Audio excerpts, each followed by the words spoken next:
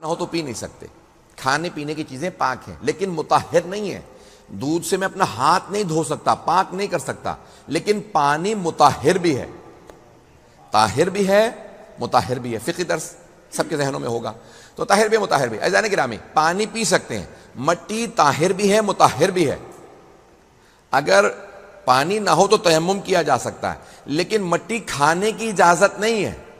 توجہ ہو, انبیاء کی بھی قبروں کی مٹی کھانے کی اجازت نہیں ہے, ائمہ علیہ السلام کی قبر کی مٹی کھانے کی اجازت نہیں ہے, لیکن سید الشہداء کی کربلا کی مٹی مٹی نہیں ہے, خاک شفا.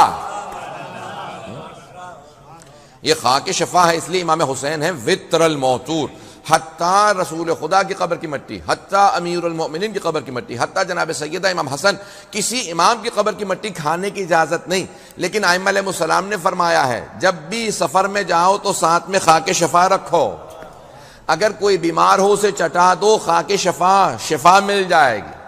سفر میں ساتھ رکھو, کبھی بھی کوئی ڈاکو چور نقصان نہیں پہنچائے گا. اس خاک کی برکت یہ ہوگی, بیمار ہوگا تو شفا ملے گی, ڈاکوں سے محفوظ رہے گا. کہا مولا صرف خشکی کے سفر پہ, ڈرائی لینڈ پہ رکھوں ساتھ؟ مولا نے کہا نہیں, سمندر میں بھی رکھو.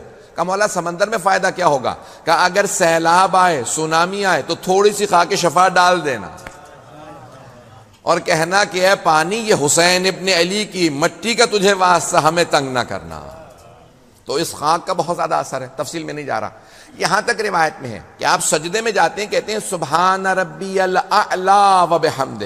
اللہ اعلیٰ ہے یعنی ہائی ہے, بلند ہے, بہت اونچا, لیکن وہ سجدے کا جب آپ ذکر کرتے ہیں وہ وہیں رک جاتا ہے, جانا چاہتا ہے آسمان پہ, کیونکہ آپ کہتے ہیں سبحان ربی الاعلی و بحمدہ, لیکن جا نہیں سکتا.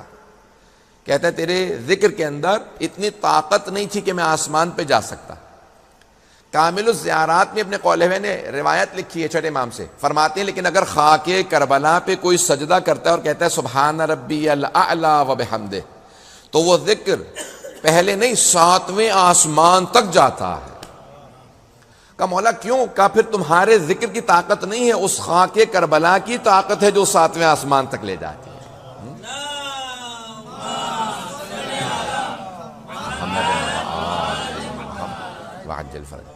اس خاک کربلا کا اثر یہ ہے کہ وہ 7ویں آسمان تک ذکر جاتا ہے. اس خاک کا اثر ہے. امام حسین علیہ السلام کے خون کا اثر ہے کہ جہاں قطرہ گرا اس مٹی کو خاص ایک اثر مل گیا, اس سرزمین پہ خاص اثر. عزیزان گرامی, کسی بھی حرم میں جائیں گے تو وہاں ایک دعا کی ضمانت ہے, لیکن یا خانہ کعبہ میں 3 دعاؤں کی ضمانت ہے, یا کربلا معلیٰ میں 3 دعاؤں کی ضمانت ہے. 3 دعائیں قبول ہوتی ہیں, البتہ اس کی بھی شرائط ہے. جلدی جلدی چند شرائط ذکر کر دیتا ہوں.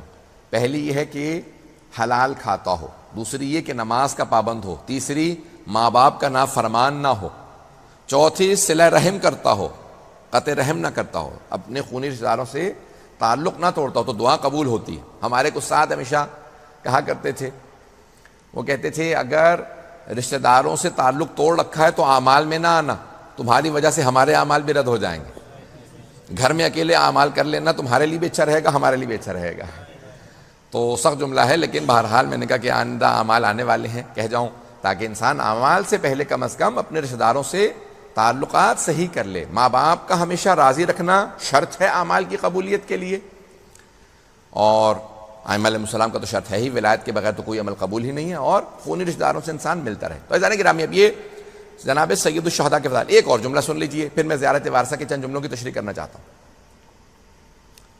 جملہ پیش کرنا چاہتا ہوں. اللہ سبحانہ و تعالیٰ نے اپنے حرم کی وجہ سے مکہ کو مکرمہ کہا ہے, کیونکہ اللہ کا حرم ہے خانہ کعبہ. اپنے نبی کے حرم کی وجہ سے مدینہ کو منورہ کہا ہے. اپنے علی کے حرم کی وجہ سے نجف کو اشرف کہا ہے. مشہد کو مقدس کہا ہے. ہر حرم کا کوئی نہ کوئی لقب ہے, لیکن اللہ نے یا اپنے عرش کو عرش معلیٰ کہا ہے, یا کربلا کو کربلا معلیٰ کہا. عزیزان گرامی, عرش عرش معلیٰ ہے. کیوں معلیٰ کہتے ہیں؟ اعلیٰ سے ہے, علو یعنی بلندی پہ ہے, ایلیویٹڈ, ہائے, بلندی پہ ہے. عرش بلندی پہ ہے, کربلا تو زمین پہ ہے, پھر معلیٰ کیوں کہا جاتا ہے؟